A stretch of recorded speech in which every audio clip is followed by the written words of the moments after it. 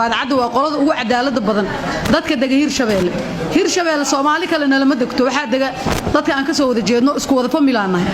haddana aad iyo aad isu xaqranaa qabiilooyinka waa bahdilnaa waxaan suubinaa 3 kursi qabiil ama 4 kursi qabiil 4 qola u xirnaa qolooyinka kale mana tartamaan waxna ma doortaan lamana doorto baadacada waxa ka jirta 3 kursi leeyihiin saddexdooda kursi cadaalad ay marsiiyeen baadacada oo dhan ayaa ku tartamo bari iyo koonfur meesha rabaan deganaadaan annaga de waa gudoomiyaha si fiican u sheegay asxaabta kale qaarkood way sheegeen baarlamaanka Soomaaliyeed 275 golaha shacabka iyo 54 329 xildhibaan waa marka golaha shacabka waa marka midka de sida gooniga ah loo doorto kan baarlamaan aqalka sare oo golaha isteediyada soo doorto annaga modelka ama nooca kaliya ee ka duwan 275 oo kuraasta beeshan anaga aan ka tirsanahay ee ku abtirsada baadacada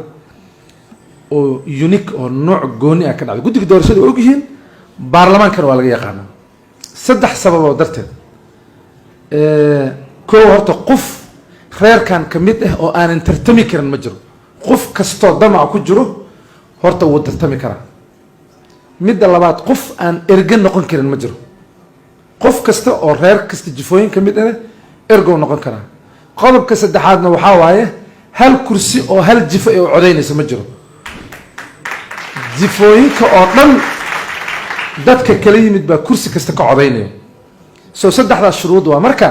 daaminis marka deereeraha kale inta jifooyinka in iskala saareen baa hal kursi reer loo xiraa tan waxaa lagu heshiiyey si qofka